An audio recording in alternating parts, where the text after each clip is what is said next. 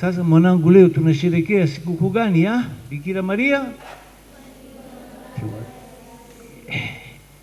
Hii sikukuu kubwa, mpaka unaona leo tunavaa mavazi meupe wakati wa kipindi cha Majilio, na tunaimba hata utukufu kwa Mungu juu, kwa sababu katika kanisa ni sikukuu kubwa sana. Na kwa nini ni sikukuu kubwa sana? Kwa sababu tunakumbuka katika siku hiyo kwamba Mungu, nisikilizeni vizuri, ni kama ameanzisha kuumbwa kwa ulimwengu mara ya pili.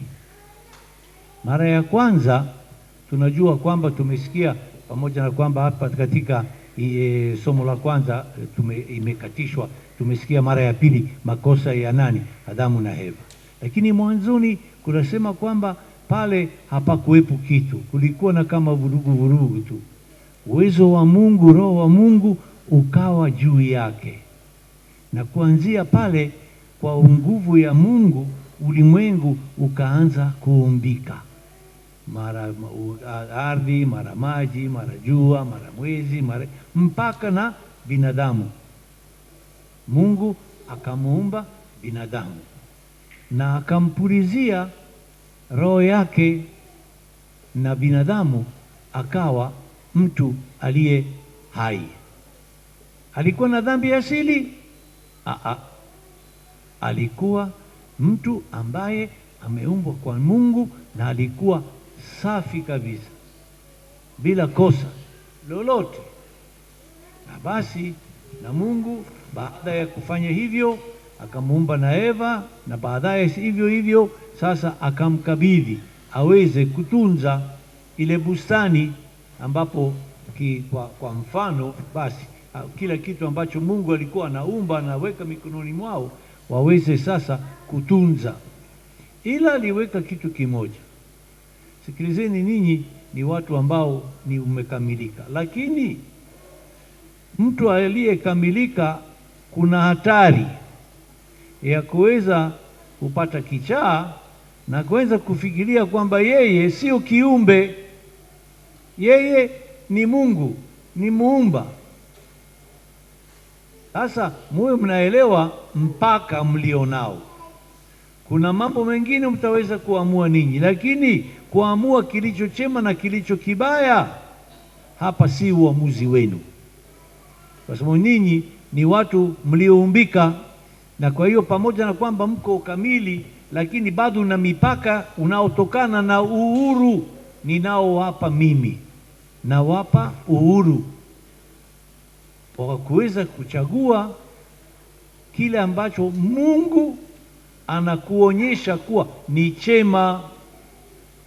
Lazima bado uchague wewe, lakini Mungu atakuonyesha hiki ni chema na hiki ni kibaya. Kwa hiyo sasa wewe chagua sasa.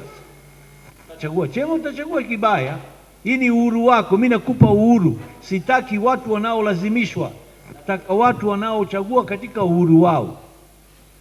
Adamu na Eva walichagua vizuri, walitumia uhuru wao vizuri. Walitumia vizuri. Mungu alisema, mimi nawakataza kitu kimoja, msiende kula tunda la mzabibu la mti ule. Kuna mti mmoja hupo, ni mti wa kuchagua wema na wa ubaya. Katika huo mti basi pale msiende ninyi kujifanya kuwa ninyi ni waumbaji. Ninyi ni watu wenye kuchagua kilicho chema na kilicho kibaya. Muamue kile ambacho na waonyesha ni chema, na muweze kukubali kwa hiari yenu kwamba hicho ni chema na itaka na uweze kuishi hivi. Kumbe wao walivutwa na shetani, wakaona kwamba kwa nini sisi tusiwe sawa na Mungu? Mbona ametuweka katika uhuru wetu? Na kwa hiyo kama tuko huru, basi tunachagua hichi ni chema, tunachokitaka wakala. Mambo ya hapo sasa ikaingia nini? Dhambi ya kwanza, dhambi ya asili. Ndipo dhambi ya asili ilipoingia katika historia ya kibinadamu. Hapo tumesikia basi Mungu anaenda naongea na Adamu na nini. Adamu akaanza kujitetea, ilikuwa sijui Eva amenishawishi. Eva anasema ni nyoka, njiva. Kila moja anataka kumrushia mwenzie kosa. Akasema hakuna cha kumrushia mwenzako, kila mmoja wenu alichagua kwa uhuru wake. Na sasa kama ni hivyo, basi kuanzia hapa kile nilichokiumba safi imeharibika, na kwa hiyo mwende mtoke. Lakini kwa kuwa sitaki binadamu wote watakaokuwa wamezaliwa na kosa hilo waweze kupotea, basi nitafanya uumbaji upya. Siku gani? Siku ambapo tena roho yangu itakayofunika mama moja, msichana moja.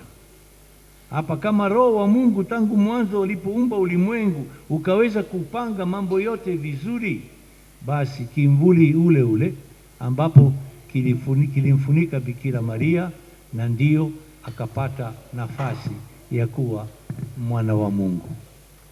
Mungu akamuuliza, lakini katika uhuru wake, naona navyo tuheshimu, akasema wewe umeshakingiwa, hiyo umeshawekewa nguvu ya kuweza kufanya ile dhambi ya asili ambayo kila binadamu ambaye atazaliwa katika ulimwengu huu kwa nyakati zote atakuwa nayo. Wewe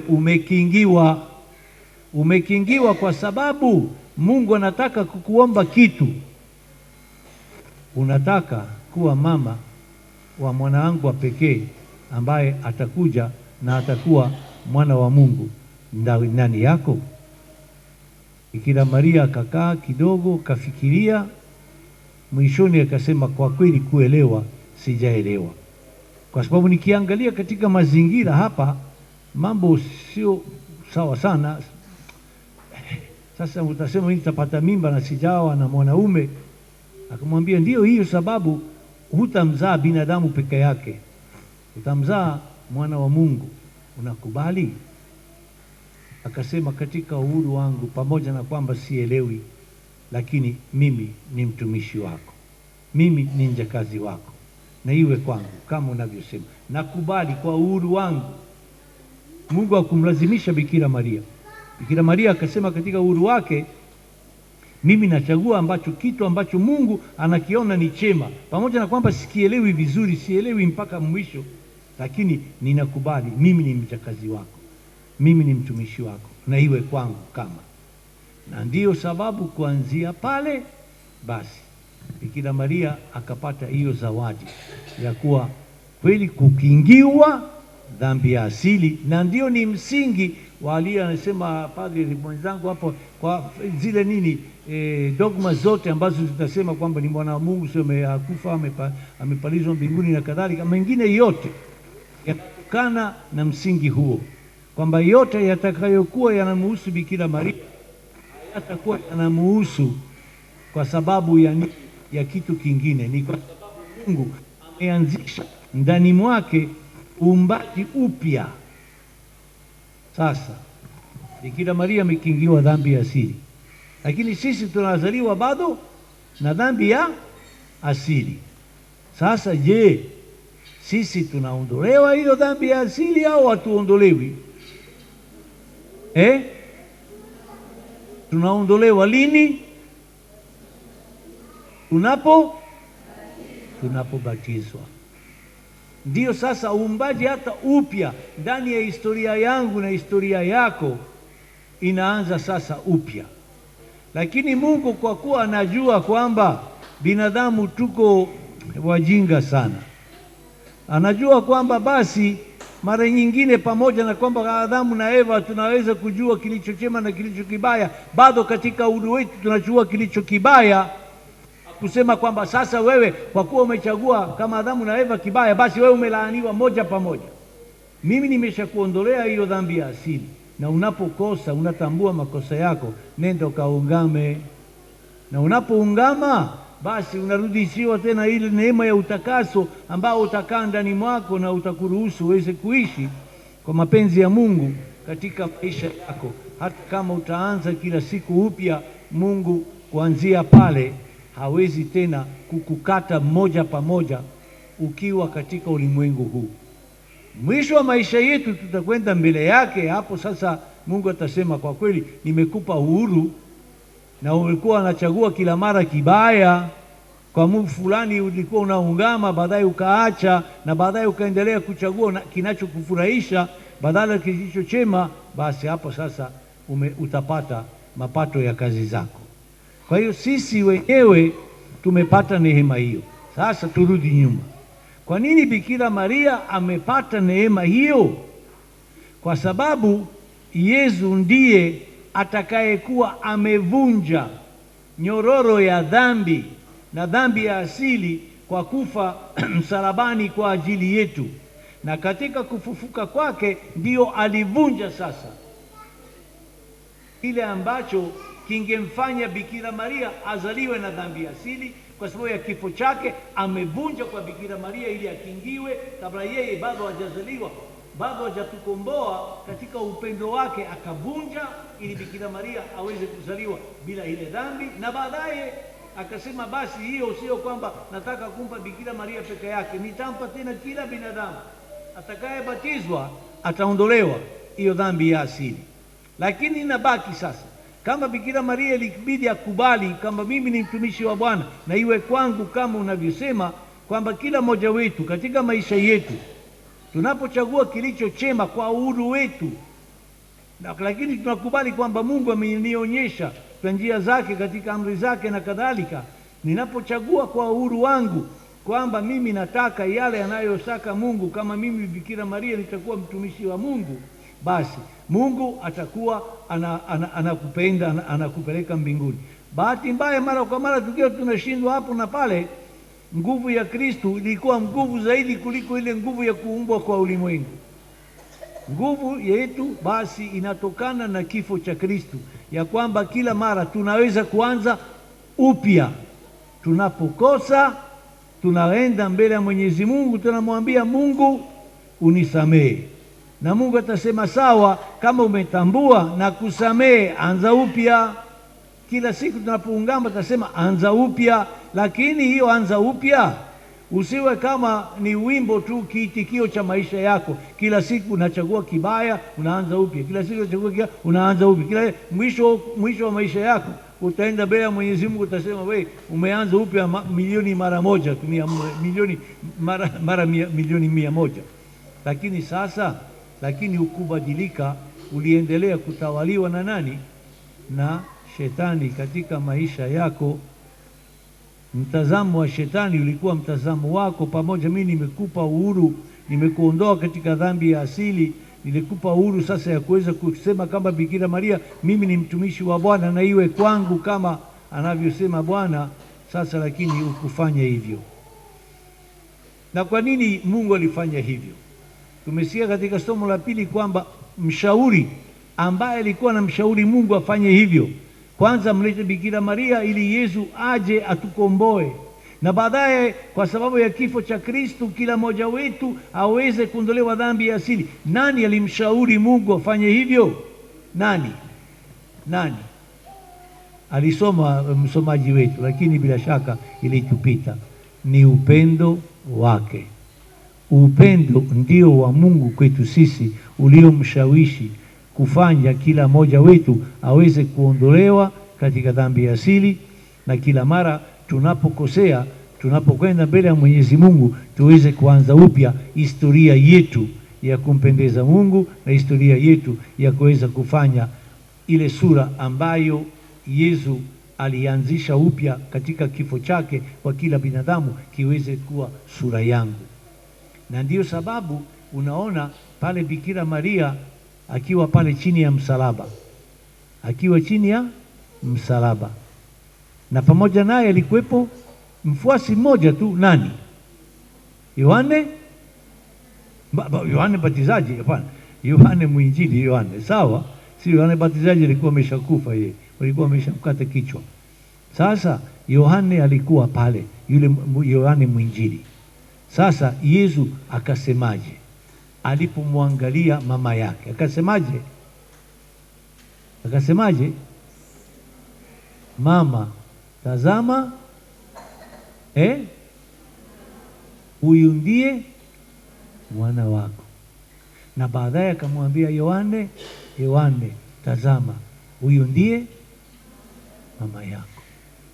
Kwa hiyo mimi na wewe tunaitwa watoto wa Mungu kwa sababu Yesu amekufa msalabani na Yesu ametupatia Bikira Maria kama mama yetu, mama ya Padre Vicenti akiwa mwema na akiwa vibaya, mama ya Sofia, mama ya Josefu, mama ya nani, kama kila mmoja wetu anafanyiwa mwana wa Mungu, na mwana ana mama, na huyu mama ni Bikira Maria. Na huyu anayemuitwa wewe ni mwana ni kaka yangu wewe Vicenti na nani, wewe ni kwa sababu huyu mama alisema ndio. Alisema ndio mimi niweze kuzaliwa kwake na niweze kufanya kazi ya ukombozi wakiweza kuondoa dhambi ya asili katika maisha yako. Huyu ndiye mama yako. Kwa hiyo ni mama yetu kweli. Kwa sababu bila yeye kuweza kumkubali Yesu, sisi tusingekuwa watoto wa Mungu. Tusingeweza kuwa watoto wa Mungu kwa sababu yeye ni mama wa Yesu na sisi ni kaka na dada na nani wa Yesu, na yule ni mama yetu sote. Kwa hiyo tunamwangalia Bikira Maria katika siku hii ya leo kwa upendo na mshangao mkubwa. Kwa sababu gani? Kwa sababu sio kwamba tunamuona pale sawa tunasema tunaimba mama yetu mama, lakini hatujui kwa nini ni mama. Ni kwa sababu yeye amemtisha Kristo aweze kuja duniani na msalabani na aweze kufufuka na kutufanya sisi tuwe watoto wa Mungu. Ni kwa sababu ya kukubali kwake. Na Yesu akamwambia, mama, usifikirie kwamba kazi yako imemalizika kwa sababu ya kunizaa mimi na kuwa pamoja na mimi katika maisha yangu.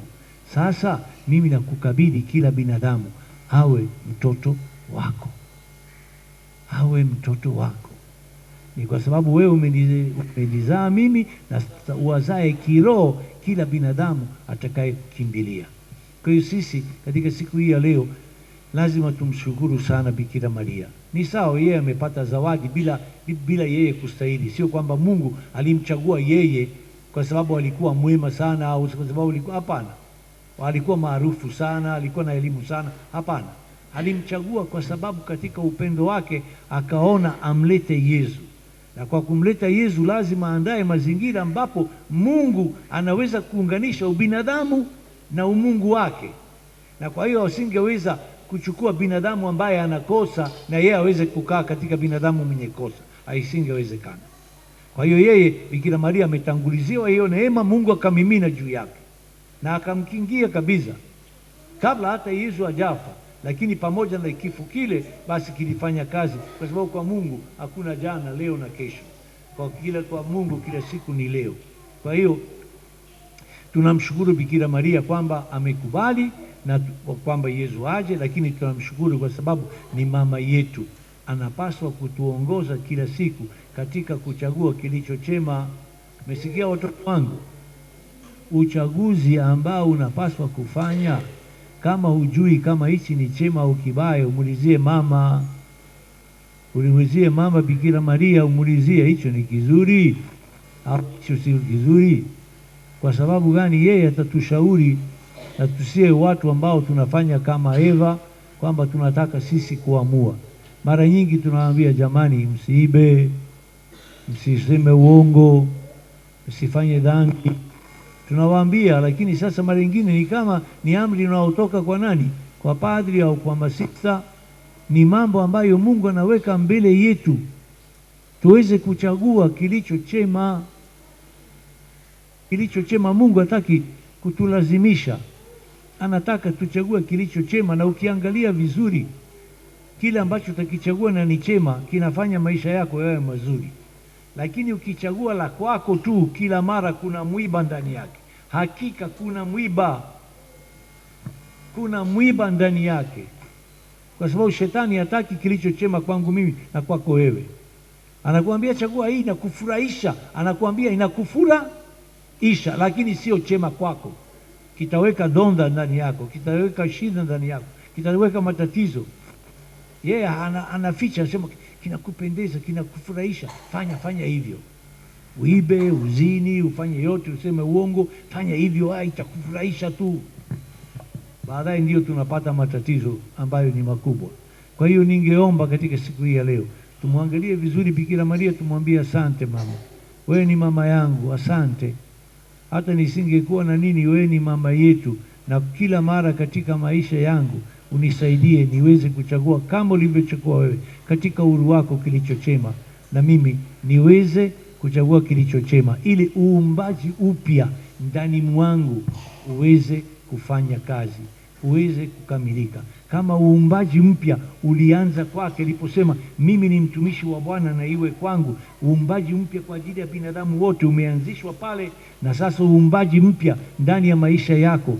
Kila siku unapochagua kwa ushauri wa Bikira Maria, utakuwa na wewe unaumbika upya, na ile sura ya Yesu ya kuwa mwana wa Mungu unakamilika zaidi na zaidi. Isije katokea siku ya mwisho tutakwenda pale mbele ya mlango sema, Mtakatifu Petro, tufungulie, njoo tumefika. Atasema, wewe sikujui, sioni sura ya Yesu ndani mwako, sikujui. Mbona mimi nilikuwa naenda mara nyingi kanisani? Sikujui, ulikuwa naenda kwa sababu ya mapambo. Sikujui. Mbona tulikuwa tunasikiliza mahubiri mazuri? Sikujui, haya mahubiri hayakuwa msaada wako. Sikujui. Yesu, Mtakatifu Petro atakapofungulia, anataka kuona sura ya nani? Ya Yesu ndani yetu. Tumekamilisha sura hiyo, angalau kwa kiasi kidogo, tutaenda toharani. Kama tumekamilisha vizuri kabisa, tutaenda mbinguni moja pamoja, ambapo ni kidogo ngumu.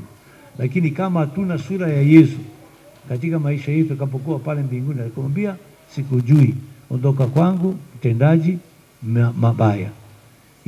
Katokea hivyo baada ya kifo cha Kristo msalabani na mateso yote yale, baadaye kupata mama mshauri namna hii, tusije tukapoteza ile lengo la maisha yetu, kufanya sura ya Kristo iweze kuonekana ndani ya maisha yetu na tuweze kufaidika kwa sura hiyo.